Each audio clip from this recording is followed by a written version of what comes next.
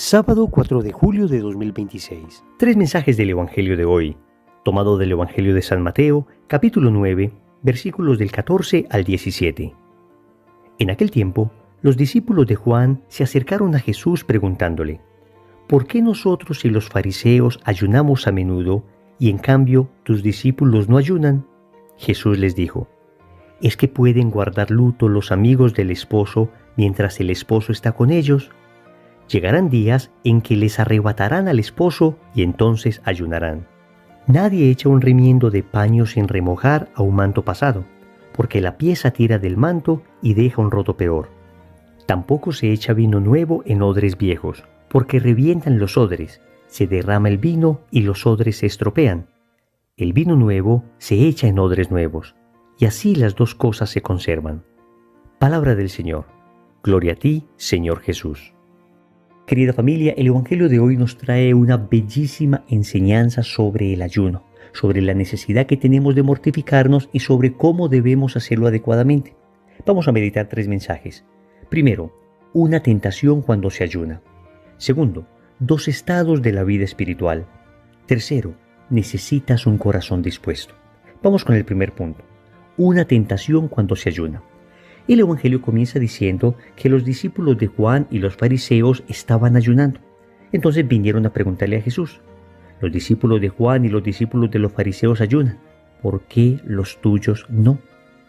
Familia, el ayuno es un tema importantísimo en la vida espiritual. Desde el Antiguo Testamento hasta el Nuevo Testamento, el ayuno es un tema recurrente en las Sagradas Escrituras. Se ayuna para pedir perdón a Dios, se ayuna para reparar por los pecados que cometimos, se ayuna para fortalecer la voluntad, se ayuna para unir el sacrificio de no comer algo y volver esto caridad con los necesitados. Es decir, existen múltiples razones para ayunar, pero también existen tentaciones. El ayuno ciertamente es maravilloso, pero también el Evangelio nos presenta hoy una tentación que pueden tener las personas que ayunan, y es la tentación de la vanagloria. Y el Señor advierte de esto en el Evangelio de San Mateo, capítulo 6, versículos del 16 al 18. Cuando ayunéis, no pongáis cara triste, como hacen los hipócritas que desfiguran su rostro para que los hombres vean que ayunan. En verdad os digo que ya reciben su paga. Sigue el Evangelio diciendo: tú en cambio, cuando ayunes, perfuma tu cabeza y lava tu rostro, para que tu ayuno sea visto no por los hombres, sino por tu Padre que está allí en lo secreto. Y tu Padre que ve en lo secreto te recompensará. Hasta aquí la cita del evangelista Mateo. ¿Qué nos está diciendo el Evangelio hoy entonces? Que el ayuno ciertamente es importante, pero cuidado con caer en la tentación de vanagloria, en la tentación de creer que porque yo ayuno soy mejor que otras personas, de creer que porque yo ayuno soy más perfecto que los demás, y entonces yo ayuno, soy santo, tú no ayunas, eres pecador. Y esta era más o menos la intención de aquellos que venían a preguntarle a Jesús por sus discípulos: ¿por qué nosotros ayunamos y los tuyos no? No que eres un profeta, no que hablas de parte de Dios, no que haces milagros, no que predicas el reino. Entonces, ¿dónde está la mortificación? ¿Dónde está el ayuno? Ese tufo de soberbia, ese tufo de vanagloria hace mucho daño a la vida espiritual. Y es que es la tentación que el enemigo presenta a las personas que frecuentemente se mortifican. Repito, la mortificación es un don maravilloso y es absolutamente necesaria en la vida espiritual, pero si el ayuno se mezcla con vanagloria, se pierde todo mérito del ayuno. Porque lo realmente importante del ayuno es el amor con el que se haga. Y así el apóstol San Pablo, en la primera carta a los Corintios, en el capítulo 13, versículo 4, nos advierte: aunque repartiera todo lo que poseo e incluso sacrificara mi cuerpo, pero para recibir alabanzas y sin tener el amor, de nada me sirve. Amigos, la tentación cuando se ayuna, la tentación cuando se mortifica, es la vanagloria. Y San Pablo dice: si tienes vanagloria, soberbia, vanidad, deseo de ser visto, deseo de ser conocido, deseo de ser tenido por santo, al momento de ayunar, de nada te sirve, porque lo importante del ayuno es el amor. ¿Solución? ¿Será acaso dejar de ayunar la solución? Por supuesto que no. La solución es ayunar adecuadamente. Ayunar no para juzgar a los demás, sino por amor a Dios, para conseguir todas aquellas gracias espirituales que trae el ayuno, pero renunciando desde el principio a esa tentación de vanagloria, a esa tentación de creerme santo o de que los otros me crean santos, a esa tentación de ser aplaudido por los demás. No, amigos, la tentación debe desecharse, pero el ayuno debe conservarse. Segundo, dos estados de la vida espiritual. El Señor responde a estos fariseos y a estos discípulos de Juan Bautista. ¿Es que pueden ayunar los amigos del esposo mientras el esposo está con ellos? Mientras el esposo está con ellos no pueden ayunar. Llegarán días en que les arrebatarán al esposo y entonces ayunarán en aquel día. Hasta aquí el texto bíblico. Familia, el Señor hoy nos está hablando de dos importantes estados de la vida espiritual, la ascética y la mística. Tal vez es la primera vez que escuchas estos nombres y te pueden extrañar un poco, pero son realmente importantes cuando se quiere crecer en vida espiritual. Es realmente importante entender que hay un primer momento llamado ascética, y es todo el momento del desprendimiento, es todo el momento de la renuncia al pecado, es todo el momento de la purificación. Es ese primer instante necesario donde nos deshacemos de todo aquello que nos estorba para unirnos con Cristo. El segundo momento, el segundo proceso, el segundo estado se llama la mística. Y la mística ya es la parte de la unión con Dios. Yo renuncio al pecado con la ascética para unirme con Dios a través de la mística. Desafortunadamente, en muchas ocasiones se pretende que la palabra mística sea algo así como sinónimo de fanatismo. No puede haber una más mala utilización de esa palabra que identificarla con fanatismo. La verdadera mística es la unión con Dios. Las verdaderas almas místicas son aquellas que van alcanzando progresivamente una unión cada vez más íntima con el Señor. Y todos debemos recorrer ambos estados, la ascética y la mística. El Señor nos insinúa estos dos estados en el Evangelio de hoy.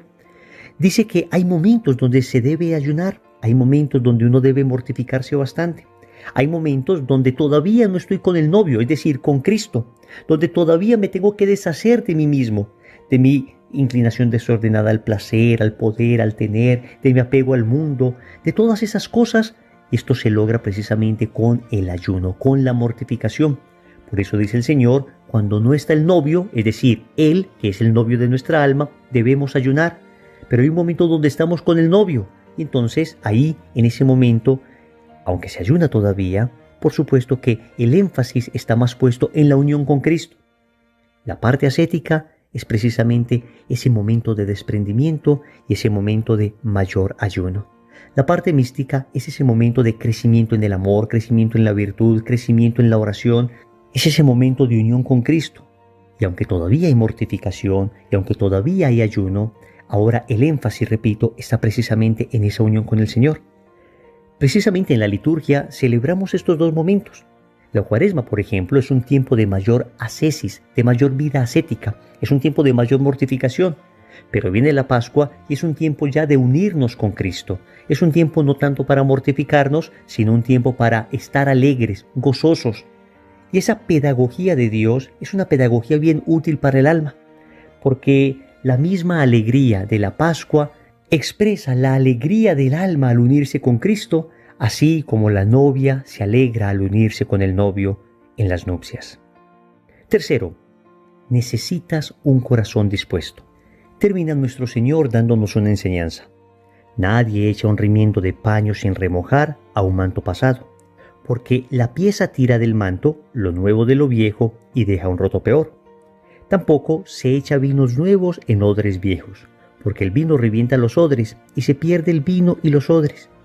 A vino nuevo, odres nuevos.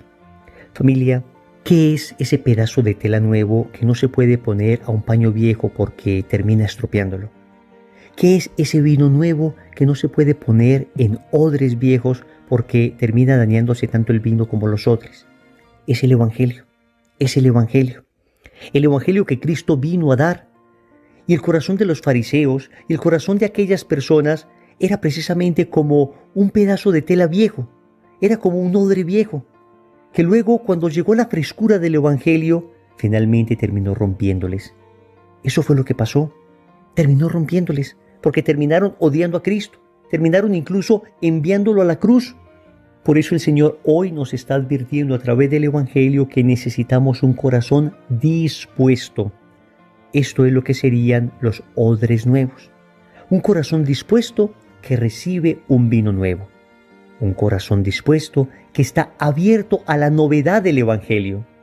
Pero cuando uno se cierra deliberadamente, cuando uno cree que se las sabe todas, cuando uno cree que uno no necesita de Dios, o que tal vez la religión como la ha vivido hasta ahora es suficiente, que uno no necesita rezar más, que uno no necesita buscar la santidad, que basta con algunas oraciones diarias y es suficiente, entonces cuando el Evangelio llega con su fuerza a tratar de transformar nuestra vida, cuando el Evangelio nos exhorta y denuncia nuestro pecado, entonces preferimos no escuchar la palabra, entonces preferimos no volver al grupo de oración, no volver a la preparación para la consagración, entonces preferimos alejarnos. Necesitamos, amigos, un corazón dispuesto y debemos pedirle al Señor esa gracia. Sin ese corazón dispuesto, difícilmente recibiremos la frescura del Evangelio, que es como ese pedazo de tela nuevo, que es como ese vino nuevo. Y es una gracia que hay que pedir, porque naturalmente nosotros nos resistimos a aquellas cuestiones que nos exhortan. Tratamos siempre de justificarnos, tratamos siempre de pensar que los otros son los que están mal, pero yo estoy bien, que lo que me están diciendo es exageración, que nadie hace eso. Es que ciertamente la corriente del mundo es mayoritaria. Los santos fueron verdaderas excepciones en mundos difíciles, en mundos contrarios al Evangelio, tal vez como el que nos tocó a nosotros. Entonces, uno tiende a excusarse, tiende a decir que para seguir al Señor no necesita uno ser tan fanático, porque a uno le parece fanático todo aquello que se salga de la media de un católico ordinario, que reza de vez en cuando, va a misa los domingos, y eso que si se atraviesa un viaje el fin de semana, pues le pido perdón a mi Dios después, pero yo no me puedo perder este viaje. La media del católico ordinario es el que dice sí, creo en Dios, pero critica a la iglesia constantemente. La media del católico común es desafortunadamente la de aquel que tiene algunas devociones bonitas. Los martes va a donde María Auxiliadora, tiene estampitas incluso en su billetera, carga consigo hasta un escapulario, pero es un evangelio que no ha transformado su vida. Sus actitudes, sus acciones, los ambientes que visita no son coherentes con aquello que quiere expresar a través de sus devociones. Entonces, cuando llega el evangelio a exhortar, cuando escuchan una predicación que tiene como objetivo sacudir su conciencia, lo que hacen es cerrarse. Lo que hacen es decir, el otro está equivocado, yo estoy en lo correcto. Lo que hacen es decir, el evangelio está equivocado, yo estoy en lo correcto. Ciertamente nunca se dice así de crudo, pero en el fondo nuestra actitud pareciera insinuar eso. Por eso pidámosle hoy al Señor un corazón nuevo, un corazón dispuesto, que el Señor haga de nuestro corazón odres nuevos para recibir la frescura de su evangelio. Oremos. Amado Señor, en primer lugar nos hablas a aquellas personas que tal vez venimos hace algunos años caminando contigo.